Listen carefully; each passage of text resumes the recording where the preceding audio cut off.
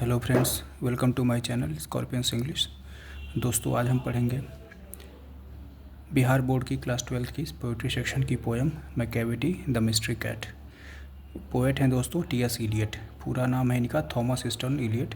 इनका बर्थ दोस्तों 1888 में, इनकी डेथ 1965 में। He was born in Saint Louis Missouri USA United State of America में मिसौरी में इनका बर्थ हुआ था। But eventually settled in England, लेकिन अंत में ये जाके इंग्लैंड में ये लोग सेटल हो गए थे। क्लासिसिस्ट इन लिटरेचर, साहित्य में इनका जो लिखने का तरीका था क्लासिसिस्ट था। एन एंग्लो कैथोलिक रिलीजन, और जो इनका रिलीजन था दोस्तों इंग्लैंड में उस टाइम पे प्रोटेस्टेंट एंड कैथोलिक दो पार्ट में क्रिश्चियनिटी, जो क्रिश्चियन रिलीजन था वो डिवाइडेड था। ये एंग्लो कैथोलिक फैमिली से थे। And a royalist in politics, और पॉलिटिक्स में, राजनीति में ये रॉयलिस्ट थे। He rose to become one of the greatest poet of the 20th century. ये 20th सेंचुरी के सबसे best, one of the great poet माने जाते हैं, मतलब उस टाइम के सबसे ग्रेटेस्ट पोएट थे 20th सेंचुरी के। He was also a distinguished critic and dramatist. वो एक बहुत जाने माने विख्यात आलोचक और नाटककार भी थे। He was awarded Nobel prize for literature in 1948। इनको 1948 में लिटरेचर का सबसे बड़ा अवार्ड नोबेल प्राइज़ भी मिला था। His best known poem are the Waste Land. इनकी सबसे माने जाने जो कविताएं हैं दोस्तों, the Waste Land, Ash Wednesday, Four Quartets. As a poet and spokesman for his age, he truly represent the intellectual, social and philosophical mood of the 20th century. एक poet के रूप में दोस्तों इन्होंने बौद्धिक, सामाजिक और दार्शनिक तरीके से 20th सेंचुरी के लिए पोइट्री लिखी थी अपने समय में।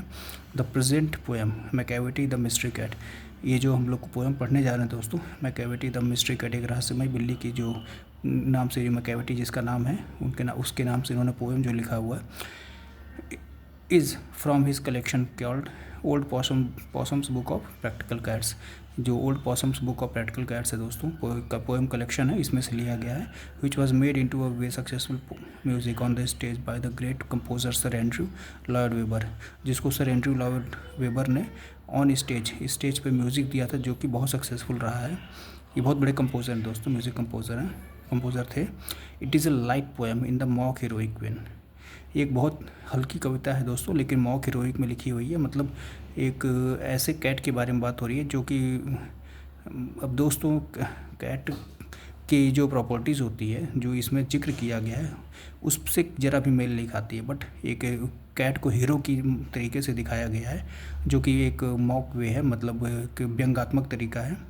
इट डजन नीड एनी सोलेमन और डिटेल्ड एनालिसिस। इसके लिए किसी गंभीर और कोई बहुत लंबी चौड़ी एनालिसिस करने की भी ज़रूरत नहीं है। It's charm comes from its NEET rhymes and galloping rhythms.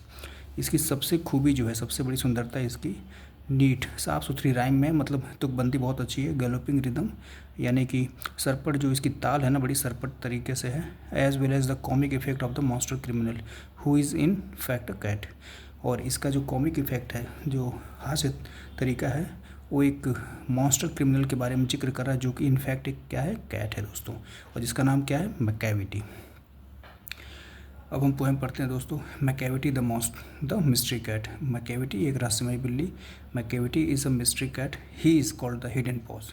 इसको हिडन पॉज, पॉ मतलब पंजा होता है दोस्तों। हिडन पॉ क्यों कहा गया, क्योंकि इसका कोई सबूत नहीं मिलता है दोस्तों, ठीक है, तो इस वजह से इसको हिडन पॉ कहा गया है। For he is a master criminal who can defy the law. और इसको मास्टर क्रिमिनल मतलब अपराधी, और ये क्रिमिनल्स का मास्टर है, मतलब बहुत बड़ा अपराधी है। जो हु कैन, जो कि जो भी नियम कानून बने हुए हैं उसको क्या करता है, डिफाई करता है, उसको ब्रेक करता है, तोड़ता है। He is the bafflement of Scotland yard. Scotland yard क्या है दोस्तों, लंदन पुलिस का हेडक्वार्टर है। उसका क्या है, ये बफेलमेंट है, मतलब परेशानी है, मतलब वो भी पकड़ नहीं पा रहा है इसको। ये व्यंग्यात्मक तरीका है दोस्तों। लंदन पुलिस का जो हेडक्वार्टर स्कॉटलैंड यार्ड बहुत फेमस है। ये कई सारे जो है ना इंटरनेशनल प्रॉब्लम्स को इसने सॉल्व किया है। तो ये सिर्फ एक व्यंग्यात्मक वे है कि ये स्कॉटलैंड यार्ड की भी परेशानी बन चुका है। द फ्लाइंग स्क्वाड डिस्पेयर, और जो फ्लाइंग उड़न दस्ता होता है ना, उसके लिए भी ये निराशा का कारण बन गया है दोस्तों। For when this reach the scene of crime Macavity is not there. क्योंकि जब ये लोग फ्लाइंग स्क्वाड वाले पहुंचते हैं क्राइम सीन पे, तो क्या होती है, मैकेविटी वहाँ पे नहीं होती है। Macavity there is no one like Macavity तुम्हारे जैसा कोई दूसरा नहीं है मैकेविटी।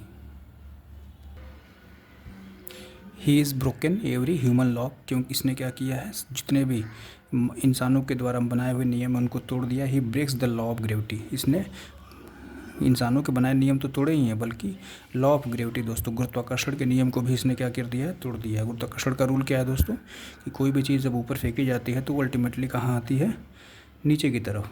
इसने क्या किया है, ये जब जंप करती है, जब ये उछलती है तो ऐसा लगता है कि ये उड़ती ही जा रही है, नीचे नहीं आ रही है। तो इसलिए कहा गया है दोस्तों कि ह्यूमन लॉ को ब्रेक कर दिया इसने, और लॉ ऑफ ग्रेविटी गुरुत्वाकर्षण के नियम को भी ब्रेक कर दिया है। हिज पावर्स ऑफ लेविटेशन, क्योंकि इसकी जो उड़ने की कला है ना, जो इसकी आर्ट ऑफ फ्लाइंग है, इसको आप कह सकते हैं आर्ट ऑफ फ्लाइंग, ये जो है ना, इसको देख के हर कोई क्या हो जाता है, वो वुड मेक अ फ़कीर स्टेयर। उसको देख के फ़कीर मतलब जो बेगर्स होते हैं, भिखारी होते हैं, ये भी क्या कर रहे हैं, उसको टकटकी लगा के देख रहे हैं। And when you reach the scene of crime, जब आप क्राइम सीन पे जाएंगे तो क्या होगा, Macavity is not there, Macavity वहाँ नहीं मिलेगी। You may seek him in basement, आप इसको बेसमेंट में देख सकते हैं। You may look up in the air, इसको आप हवा में भी देख सकते हैं। But I tell you once and once again, लेकिन मैं एक बार फिर आपसे बार बार ये कह रहा हूँ कि मैकेविटी इज़ नॉट देयर। लेकिन आप जब भी क्राइम सीन होगा, कहीं भी कोई भी अपराध होगा, तो अपराध की जो प्लेस होगा ना, जो क्राइम सीन होगा, वहाँ पे आपको मैकेविटी नहीं मिलेगी। Macavity is a ginger cat, he is very tall and thin. अच्छा देखिए, इसके लिए मैकेविटी के लिए ही का तो यूज़ किया जा रहा है बार बार, इसका मतलब ये बिल्ली नहीं है, एक बिल्ला है, ठीक है। तो ये मैकेविटी कैसा है, ये जिंजर कैट है। जिंजर कैट मतलब बहुत ही पतला, थिन है एंड टॉल, बहुत ही लंबा, ठीक है, पतला लंबा बिल्ला है ये। You would know him if you saw him, अगर आप उसको देखोगे तो आप उसको जान जाओगे, पहचान जाओगे। फॉर हिज आइज़ आर संकिन इन, क्योंकि उसकी आँखें कैसी है, संकिन है, मतलब धसी हुई हैं। His brows is deeply lined with the thoughts, उसकी जो भौवें हैं ना, वो ऐसा लगता है देखे कि हमेशा क्या होती है, सोचती रहती है। His head is highly doomed, उसका जो सर है ना, वो गोल गुंबद के समान गोल है। His coat is dusty from the neglect, his whiskers are the combed uncombed, उसका कोट है ना जो दोस्तों, कोट का मतलब क्या हुआ, जो उसकी हेयर्ड स्किन है, मतलब बालों वाली स्किन जो है ना, बाल की खाल आप कह सकते हैं, बाल से भरी हुई खाल, वो कैसी है, बिल्कुल डस्टी है, धूल से भरी हुई है। क्यों, क्योंकि वो लापरवाह है, नेगलेक्ट है। एंड हिज विस्कर्स आर अनकॉम्ड, और उसकी जो मूछें हैं ना, जो नाक के ऊपर होती है दोस्तों, वो कैसी है, बहुत ही अनकॉम्ड, मतलब बिल्कुल कंघी नहीं की गई है, बिल्कुल मतलब अस्त व्यस्त है। He sways his head from side to side, वे अपने सर को इधर उधर क्या करता है, घुमाता है।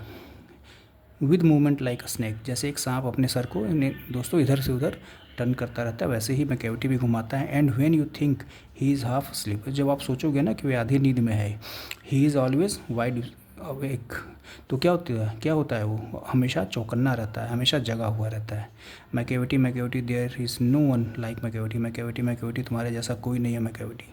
For he is fiend in feline shape, वो कैसी है, वो एक बुरी आत्मा की जैसी है, इविल स्पिरिट टाइप की है। और फिलाइन दोस्तों, कैट हो गया, लॉयन हो गया, टाइगर हो गया, पैंथर हो गया, ये सब फिलाइन ग्रुप के एनिमल्स हैं दोस्तों। फिलाइन से मतलब बिल्ली की जाति से जुड़ा हुआ है, ये उनके ग्रुप से है।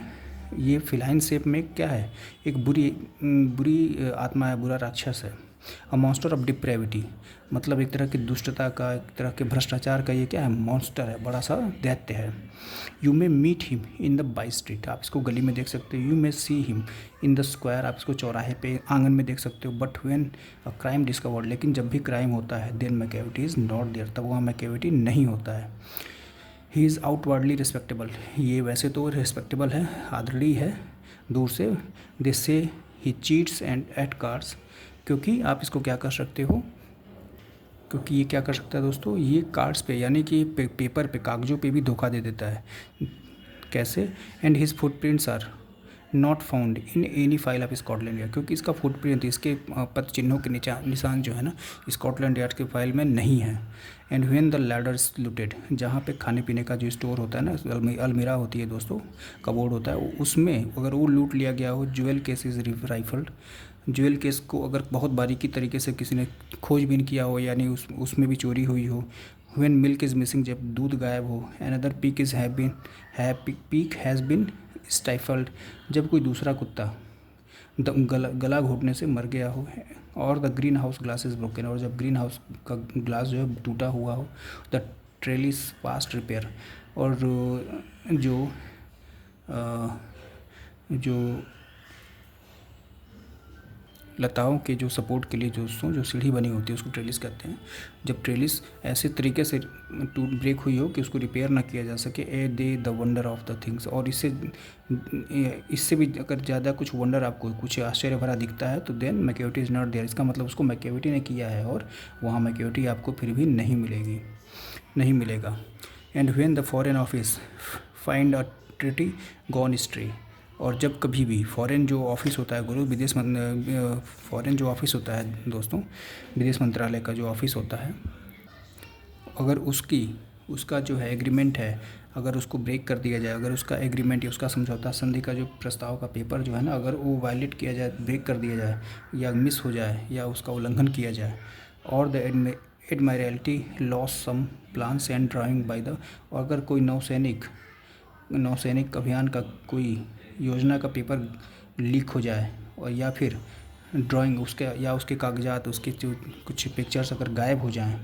There may be a scrap of paper in the hall on the stair, अगर सीढ़ियों पे या फिर हॉल में पेपर अगर इधर उधर फेंका हुआ हो, but it is useless to investigate, लेकिन तब क्या होगा, इन्वेस्टिगेट करना, छानबीन करना बिल्कुल बेकार है। क्यों? मैकेविटी इज़ नॉट देयर, क्योंकि मैकेविटी ने ही किया होगा, लेकिन वहाँ मैकेविटी आपको नहीं मिलेगा। And when the loss has been disclosed the secret service says it must have been Macavity, अगर कोई भी चोरी, कोई भी लॉस, कोई भी नुकसान अगर डिस्क्लोज अगर अगर उसका पता चलता है तो द सीक्रेट सर्विस से, और सीक्रेट एजेंसी ये तब क्या कहेगी कि it must have been Macavity, ये मैकेविटी के द्वारा ही किया गया। But he is a mile away, लेकिन जब तक ये बात पता चलेगी तब तक वो 1 मील आपसे दूर निकल चुका होगा। You will be sure to find him resting, आप उसको क्या सोचोगे कि वो रेस्ट कर रहा होगा। और लिकिंग ऑफ हिज थंब, अपने अंगूठों को क्या कर रहा होगा, लीक चाट रहा होगा। और engage in doing complicated long division sum, और अपने बड़े से बड़े डिवीज़न और संबंधों गुणा भाग करने में लगा होगा।